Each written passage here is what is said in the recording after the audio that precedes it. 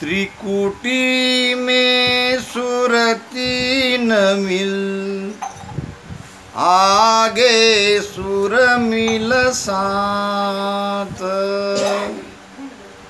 जति बुझे सुख राम कहे, सुनो ब्रह्म की बात।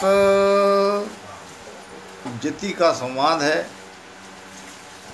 महाराज ने जति से जो कुछ वार्तालाप उस समय की, वो इस जति के संवाद में लिया गया है। जति नाम ब्रह्मचारी। अब इस जति ने महाराज को पूछा कि हे महाराज, ब्रह्म की प्राप्ति कैसे हो? आत्मा को ही ब्रह्म कहते हैं और ये जीव आया ही है ब्रह्म से ही और वापस जाएगा ब्रह्म में ही। ब्रह्म में जाने पर भी इसको वहाँ से आना पड़ता। इसलिए महाराज ने एक स्थिति और बताई है जिसको कहा है आनंद पथ। आनंद मिलिया नहीं बावड़े। तो वो ब्रह्म के परे का पद है। अब वहाँ तक कैसे जाए? जति ने महाराज को पूछा और महाराज ने उसका उत्तर दिया और हमें भी इसी भेद से जाना है। त्रिकुटी में सुर तीन मिल। यहाँ त्रिकुटी में 3 नाड़ियाँ मिलती है। रीढ़ की हड्डी से ईड़ा पिंगला सुकुमार तीनों नाड़ियाँ आती है। यहाँ मेरु से दोनों 2 तरफ से यहाँ आके मिलती है और सिर के ऊपर से ये सुकुमार नाड़ी और यहाँ आके मिलती है। तो ब्रह्मलोक अगर जाना है, उस पार ब्रह्म परमात्मा में मिलना है, तो ये तीनों नाड़ियाँ का ज्ञान होना आवश्यक है। अब इसमें ईड़ा और पिंगला ये दोनों नाड़ी हमारी चल रही है। सुकुमार नाड़ी बंद है। अब जो बंद है उसको खोलना है। ये भेद बता रहा हूँ मैं आपको। हम श्वासों श्वास में भजन क्यों कर रहे हैं? अब ये श्वासों श्वास में भजन करते समय अगर पुराने रामसनी आप हो तो श्वासा को लंबी नाभि और नाभि के नीचे भी जाने दो और वहाँ से वापस आओ और फिर श्वासा को नीचे जाने दो। क्योंकि इससे क्या होगा कि सांस उसास के धवन से अंदर में यहाँ पेट में वायु या पवन जमा होगा। यानी जैसे जैसे भजन करेंगे वहाँ वायु तो बढ़ेगा और वायु के प्रेशर से वो नीचे जो बंकनाल का रास्ता है जो बंद है, इस वायु के प्रेशर से खुलेगा। इसके पीछे विज्ञान ये है कि हमको बंकनाल को ही सुकुमार कहते हैं और बंकनाल के रास्ते से ऊपर हमको चढ़ना है। तो बंकनाल का मुख बंद है, वो खुला नहीं है। अब उसे खोलने के लिए हमको सांसों सांस में धारो धार भजन करना है। महाराज कहते हैं कि सांस अमाऊ नाभ बंक पिचम दिस वाही। अमाऊ समझते? अमाऊ समझते क्या आप लोग? ये मारवाड़ी भाषा नहीं समझते। मान लो कि अब ये प्याला है, गिलास, अब इसमें पानी भरा, यहाँ तक भरा, तो क्या कहेंगे हम इसको? आधा। यहाँ तक भरा, फिर यहाँ तक भरा, क्या कहेंगे हम? पूरा भर गया। ये पूरा भरने के बाद अगर पानी ऊपर डालेंगे तो क्या होगा? वो होगा, छलकेगा। उसको कहते हैं मारवाड़ी में अमो। मारवाड़ी में क्या कहते हैं उसको? अब अमो किसका करना है? श्वास का। ये देखो,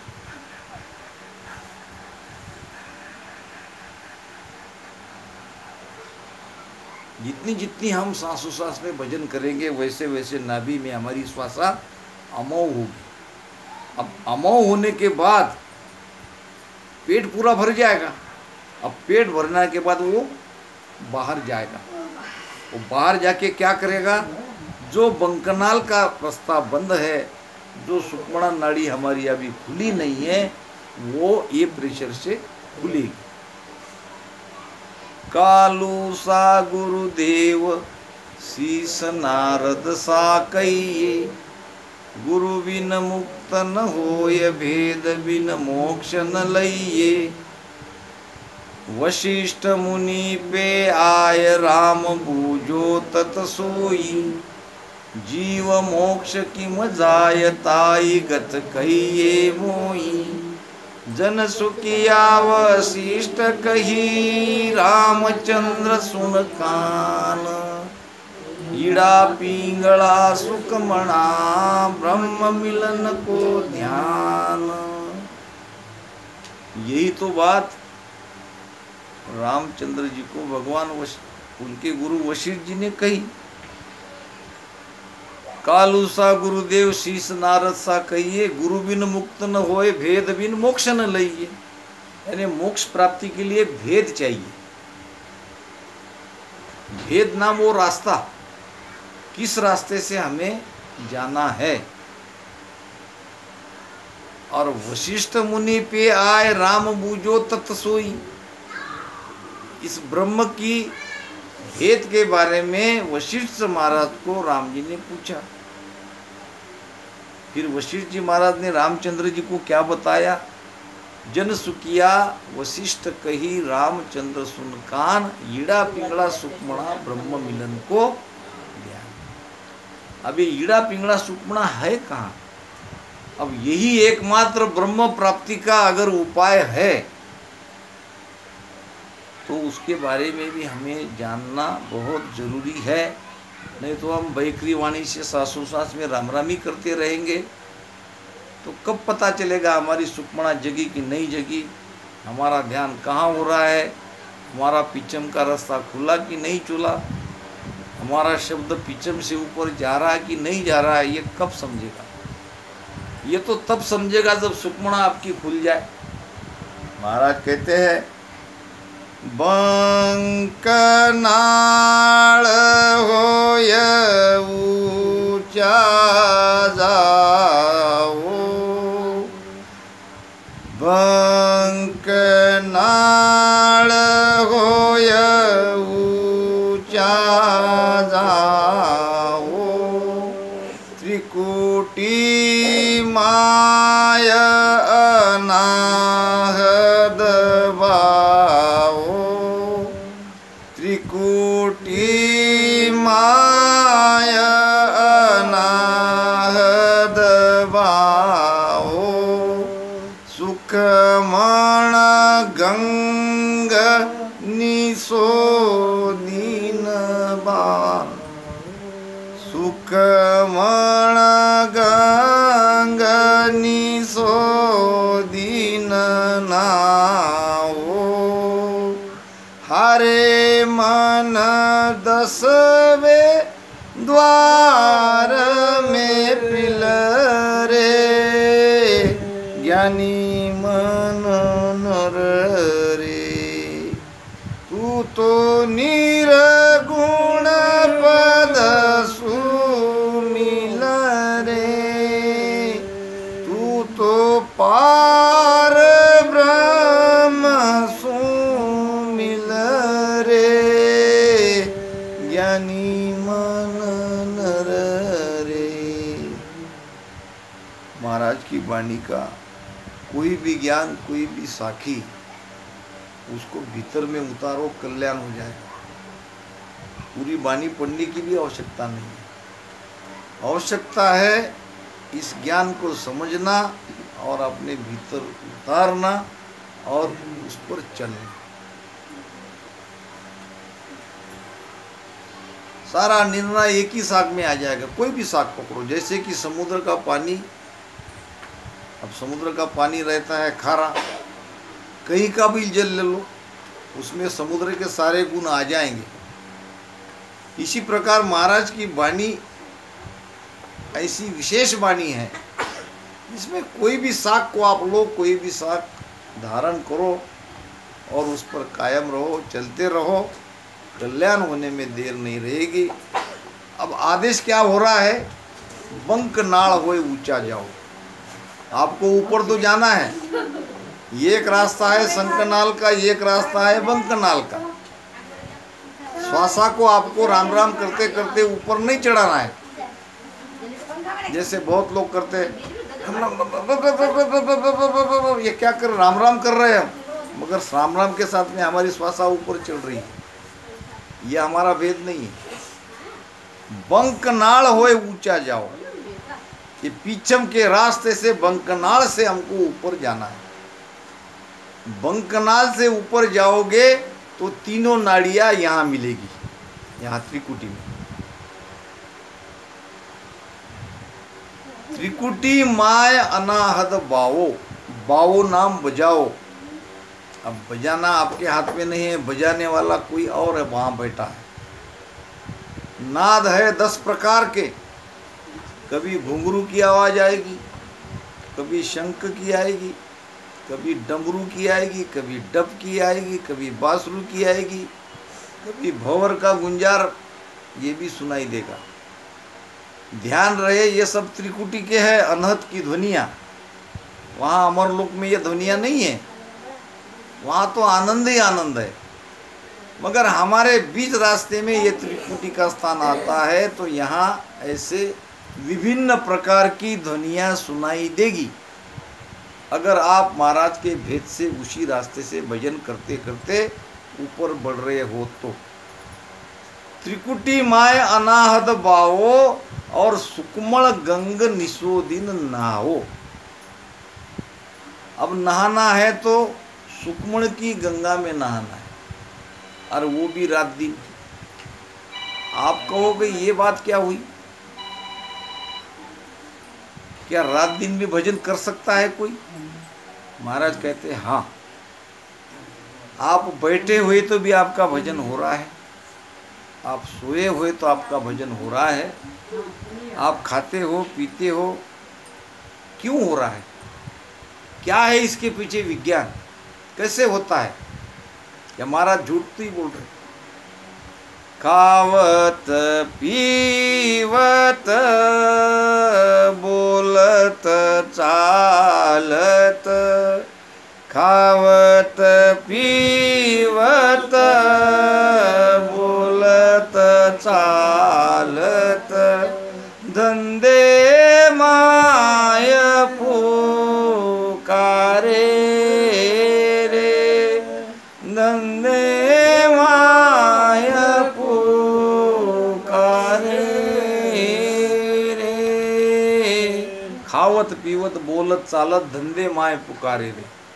ये बैठ के आसन पे लगा के राम राम करना ये बात अलग, एक भजन करना है, एक भजन होना है। करने वाला भजन 2 घंटे 3 घंटे 4 घंटे करोगे फिर उठ जाओगे, मगर जो भजन होता है, जो सदगुरु मेहर से, जिस पर सदगुरु की कृपा हो जाए, उसका भजन अखंड चलता है, चाहे वो किसी भी स्थिति में हो। उठते बैठते चालते फिरते खाते सोते जागते और अपना धंधा करते हुए भी ये भजन होता है। ये कला है, ये नाम की कला है, ये कुदरत कला है। जिसके भीतर में ये कुदरत कला प्रकट जाए और कुदरत कला के साथ जिसका ध्यान त्रिकुटी में आ जाए, वो रात दिन सुकमणा का आनंद लेता है।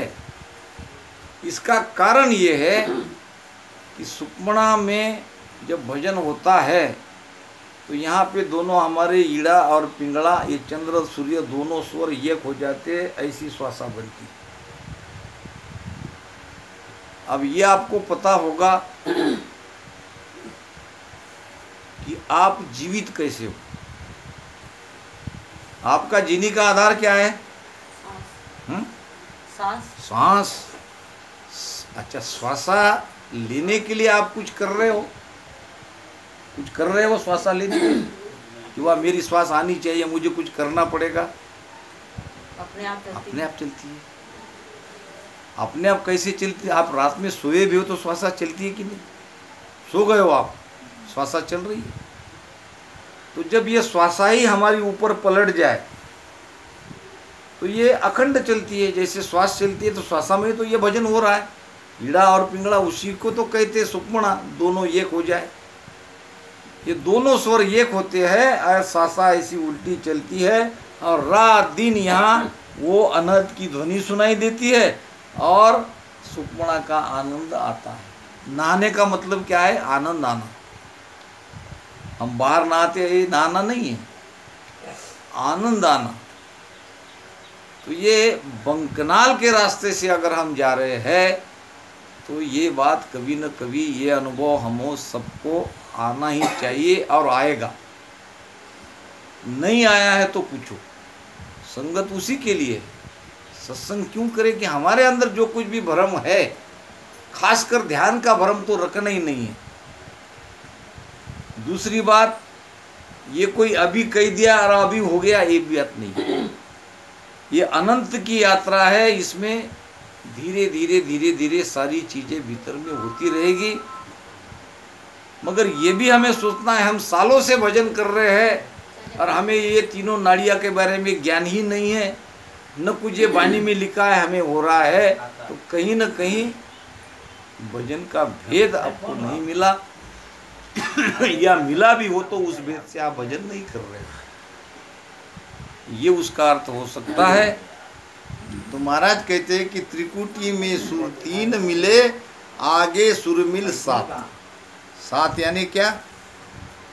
ये 2, 2 4, 2 6, 1 7। यहाँ त्रिकुटी में तीनों नाड़ियाँ मिली और आगे ये जो हमारे 7 छेद है मस्तक के,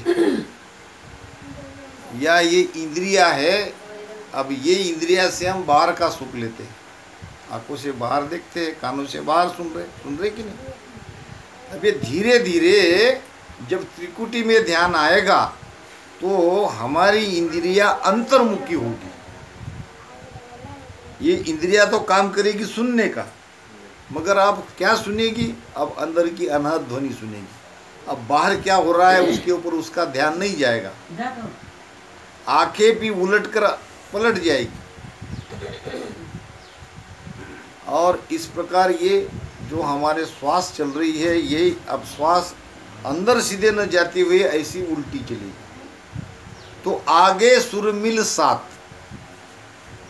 इस प्रकार ये 7 सुर आगे मिलेंगे, तब ब्रह्म की प्राप्ति होगी, तब उस देश में जाएंगे।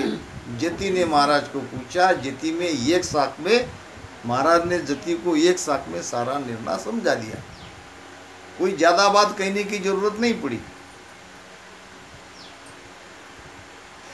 जति ने पूछा तो महाराज ने कह दिया कि यहाँ 3 नाड़ियाँ मिलनी चाहिए और ये जो हमारी इंद्रिया है जो बहिर्मुख है ये अंतर्मुख होनी चाहिए, ब्रह्म की प्राप्ति हो जाएगी। त्रिकुटी हद में जानिए,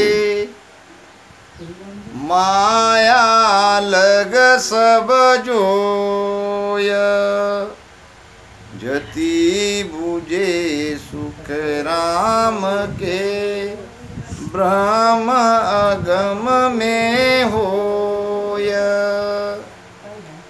अबे त्रिकुटी का स्थान कहाँ है? त्रिकुटी तक क्या है? ब्रह्म कहाँ है? और वो ब्रह्म भीतर है कि बाहर है?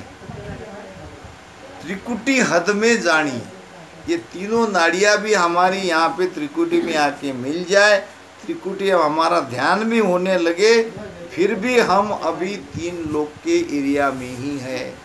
भीतर में 3 लोक है, बाहर के 3 लोक की कोई आवश्यकता ही नहीं है। भीतर स्वर्ग है, भीतर मृत्युलोक है, भीतर पाताल है, और ये 3 लोक की हद आती है त्रिकुटी में। तो त्रिकुटी में पहुंचने पर भी नीचे माया है वहाँ तक माया है। और जति बुझे सुखराम कहे ब्रह्म अगम में होए। ब्रह्म कहाँ है? अगम में। अगम यानी जिसकी जानकारी नहीं, जो कहने में नहीं आता, वहाँ पहुँचने पर ही अनुभव आता है। अगम बहुत बातें कही है महाराज ने, अमर लोक, अजर लोक, अगम देश, अमर देश, कई बातें आती है। तो हमारे भीतर वो अगम देश है, ये कहने में नहीं आता, वहाँ केवल पहुँचा जा सकता है। माया ब्रह्म की हद है, जहाँ लग हद पिछाण, जति बुझे सुख राम के, ब्रह्म अगम में जान। ये त्रिकुटी माया और ब्रह्म की हद है। नीचे 3 लोक है और यहाँ ब्रह्म है, और हमको ब्रह्म में जाना है, 3 लोक से पार होना है। जब तक हम 3 लोक में रहेंगे, माया का सुख दुख भुगतते रहेंगे। सुख भी मिलेगा माया का और दुख भी मिलेगा। अब ये माया के 3 लोक के पार करोगे, यानी त्रिकुटी के पार करोगे, तो ब्रह्म में जाओगे। ब्रह्म में क्या होगा? सुख दुख से परे शून्य में चले जाओगे। वहाँ सुख भी नहीं रहेगा तो दुख भी नहीं रहेगा। ये भी अच्छी स्थिति है। जहाँ दुख नहीं है वो स्थिति अच्छी है ना। दुखी यहाँ तो दुख है, यहाँ तो कब क्या हो जाए पता नहीं।